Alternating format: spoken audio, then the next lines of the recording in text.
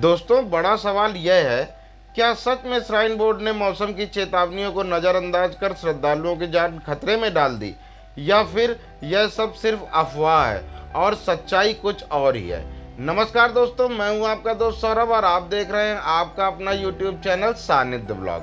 आज हम बात करेंगे उस मुद्दे की जिसने हर भक्त को सोचने पर मजबूर कर दिया। 26 अगस्त को हुए भूस्खलन और बादल फटने की घटना के बाद कई मीडिया रिपोर्ट्स ने आरोप लगाया कि श्राइन बोर्ड ने चेतावनी के बावजूद यात्रा जारी रखी और श्रद्धालुओं की सुरक्षा को खतरे में डाला। वहीं श्राइन बोर्ड का कहना है कि ये आरोप झूठे और निराधार हैं। तो आखिर सच्चाई क्या है? इस वीडियो में हम केवल घटना और आरोपों की जानकारी ही नहीं देंगे, बल्कि श्राइन बोर्ड के जवाब का गहराई से विश्लेषण भी करेंगे।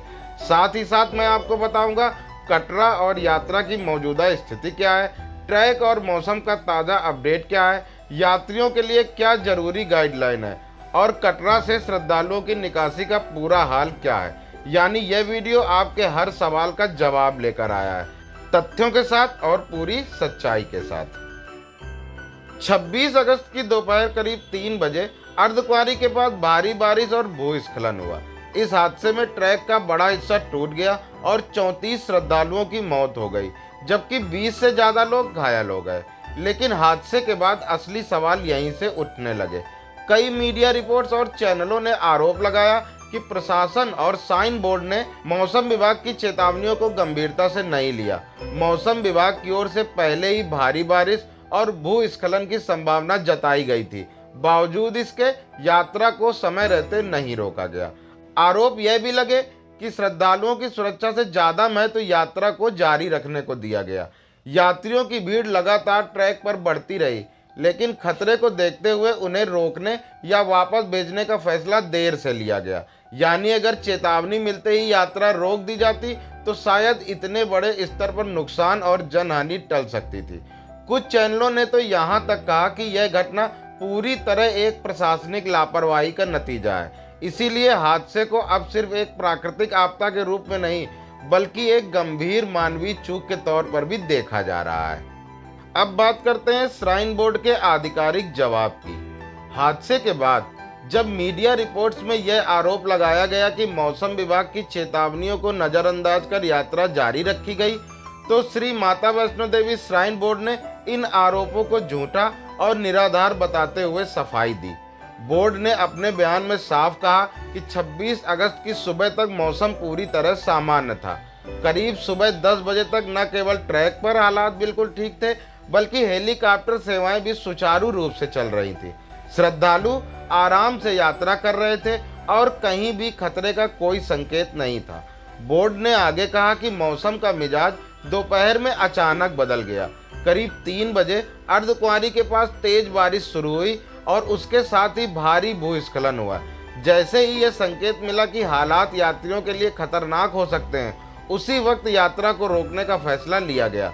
यानी उनका कहना है कि यात्रा को पहले से जानबूझकर जारी रखना या चेतावनियों की अनदेखी करना सच नहीं है, क्योंकि उस समय तक स्थिति सामान्य थी। बोर्ड ने यह भी बताया कि हादसे के तुरंत बाद राहत और बचाव अभियान शुरू कर दिया गया था। स्थानीय प्रशासन, एनडीआरएफ और एसडीआरएफ की टीमों को अलर्ट कर दिया गया। घायलों को तुरंत नजदीकी अस्पताल पहुंचाया गया और जो श्रद्धालु रास्ते में फंसे हुए थे उन्हें सुरक्षित स्थानों पर शिफ्ट करने की व्यवस्था की गई।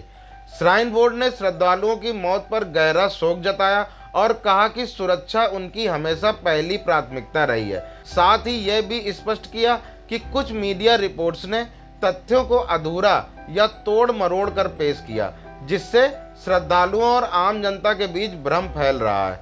उनका कहना एक प्राकृतिक आपदा थी और इस तरह की अचानक आपदाओं को पूरी तरह पहले से रोकना संभव नहीं होता। सीधे शब्दों में कहें तो श्राइन बोर्ड का कहना है कि उन्होंने कोई लापरवाही नहीं की, बल्कि हालात बिगड़ते ही तुरंत कदम उठाए। उनके मुताबिक यह एक ऐसी त्रासदी थी जिसे रोकना किसी के बस में नहीं था।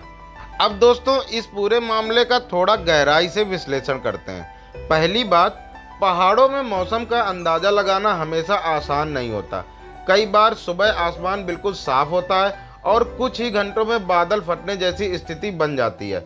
मौसम विभाग अलर्ट जारी करता है, लेकिन वो हर बार जमीन पर उतना सटीक साबित हो ये जरूरी नहीं है। यानी चेतावनी एक संकेत होती है, लेकिन हालात कितने बिगड़ेंगे इसका सही अनुमान लगाना मुश्किल होता है। दूसरी बात, यात्रा के दौरान लाखों श्रद्धालु मौजूद रहते हैं। इतनी बड़ी भीड़ को अचानक रोक देना भी जोखिम भरा हो सकता है, क्योंकि ऐसे समय में भगदड़ या अफरा तफरी मचने का खतरा रहता है। इसीलिए अक्सर प्रशासन ग्राउंड रियलिटी देखकर ही कदम उठाता है।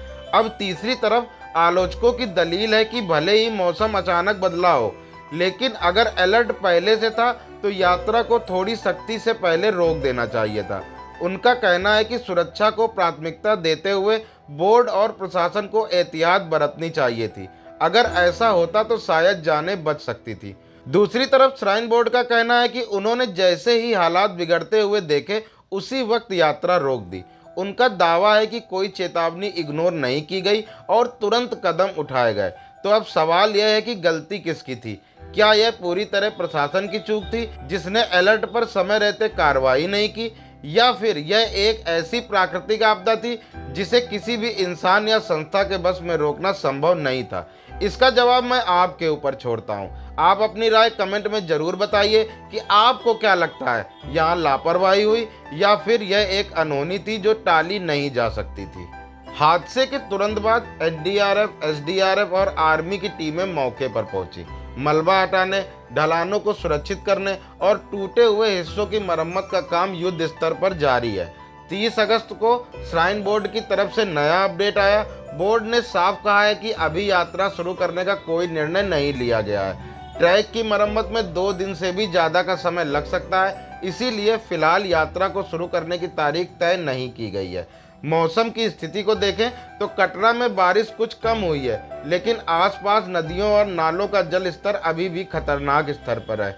इसी वजह से मौसम विभाग ने जम्मू कश्मीर के कई हिस्सों में रेड और ऑरेंज अलर्ट जारी कर रखा है। यानी यात्रा तभी शुरू होगी जब मौसम पूरी तरह सामान्य हो जाएगा और ट्रैक पूरी तरह सुरक्षित हो जाएगा। यहाँ यह भी समझना जरूरी है कि केवल माता वैष्णो देवी का ट्रैक ही प्रभावित नहीं है, बल्कि रेलवे ट्रैक पर भी कई जगह समस्याएं आई हैं। भूस्खलन और पानी भराव की वजह से कटरा की ओर जाने वाली कई ट्रेनों को रद्द करना पड़ा है। कुछ को डाइवर्ट किया गया है और कुछ को बीच रास्ते में ही रोकना पड़ा है। यानी फिलहाल ना तो पैदल यात्रा सुरक्षित है और ना ही रेल कनेक्टिविटी पूरी तरह बहाल हुई है। स्पष्ट है कि प्रशासन दोनों मोर्चों पर काम कर रहा है। एक तरफ माता रानी के ट्रैक की मरम्मत, दूसरी तरफ रेलवे लाइन को दुरुस्त करने का प्रयास।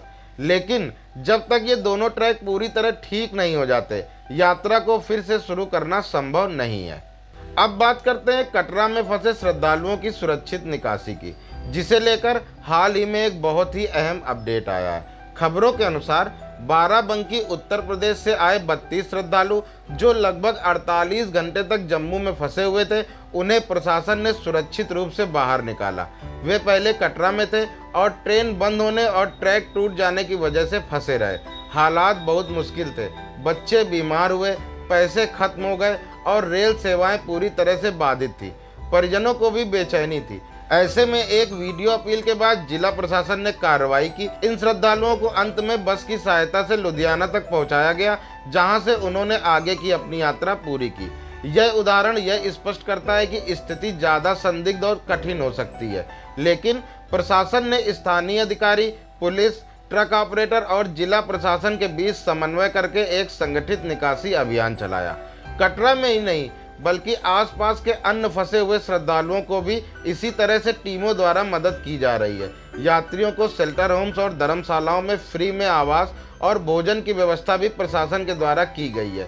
इससे आपातकालीन हालात में राहत देकर लोगों को सुरक्षित स्थिति में लाने में मदद मिली है।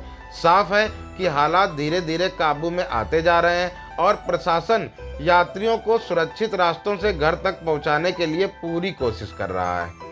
अब बात करते हैं यात्रियों के लिए जरूरी गाइड और सावधानियों की।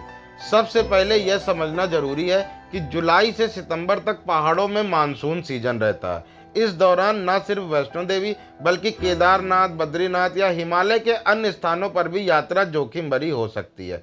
भारी बारिश, भूस्खलन और अचानक मौसम बदलने की वजह से हादसों का खतरा हमेशा बना रहता है। इसीलिए अगर आपके पास इस समय की यात्रा की बुकिंग है तो सबसे सुरक्षित विकल्प यही है कि यात्रा को अभी के लिए टाल दें।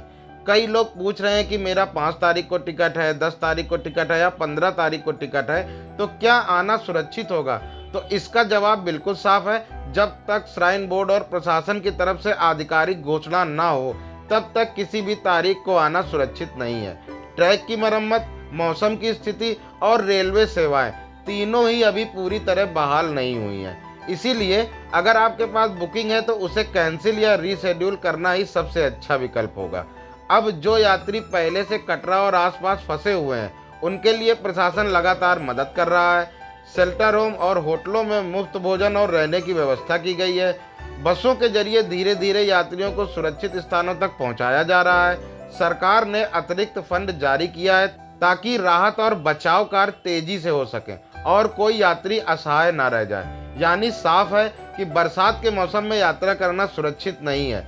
सबसे बड़ी गाइड यही है कि जब तक ट्रैक पूरी तरह सुरक्षित ना हो और श्राइन बोर्ड की तरफ से आधिकारिक ग्रीन सिग्नल ना आ जाए, तब तक किसी भी तारीख की बुकिंग पर भरोसा करके यात्रा पर ना निकलें। दोस्तों, मेरी साफ राय यही है कि अभी किसी भी तारीख को आना सुरक्षित नहीं है। ट्रैक की मरम्मत अभी पूरी नहीं हुई है, मौसम अनिश्चित है और रेलवे सेवाएं भी पूरी तरह बहाल नहीं हुई हैं। हो सकता है कि श्राइन बोर्ड 2-4 दिन में यात्रा शुरू करने का ऐलान कर दे, लेकिन इसका यह मतलब नहीं है कि हालात तुरंत सुरक्षित हो जाएंगे। दरअसल सितंबर के शुरुआती हफ्ते सबसे ज़्यादा चुनौतीपूर्ण रहते हैं, क्योंकि बरसात का असर इस समय अपने चरम पर होता है। आमतौर पर 15 सितंबर के बाद मौसम थोड़ा स्थिर होना शुरू होता है। तो अगर आप यात्रा की योजना बना रहे हैं तो मेरा सुझाव यही रहेगा कि उस समय भी श्राइन बोर्ड और मौसम विभाग की ताज़ा अपडेट जरूर देखें और तभी यात्रा पर निकलें जब आपको साफ ग्रीन सिग्नल और मौसम का भरोसा मिल जाए, क्योंकि माता रानी का दर्शन तभी सुखद होगा जब आपकी यात्रा पूरी तरह सुरक्षित और निश्चिंत माहौल में हो। दोस्तों, अब निष्कर्ष यही है कि श्राइन बोर्ड ने इन आरोपों को पूरी तरह खारिज किया है और साफ कहा है कि श्रद्धालुओं की सुरक्षा उनकी पहली प्राथमिकता है। ट्रैक की मरम्मत और मौसम सामान्य होने में अभी समय लगेगा, इसीलिए यात्रा कब शुरू होगी इसकी कोई निश्चित तारीख नहीं बताई गई है। मेरी श्रद्धालुओं से बस यही गुजारिश है कि इसे माता रानी की इच्छा मानकर धैर्य रखें और सुरक्षित रहें। जब भी कोई आधिकारिक अपडेट आएगा, मैं सबसे पहले आपको इसी चैनल पर बताऊंगा।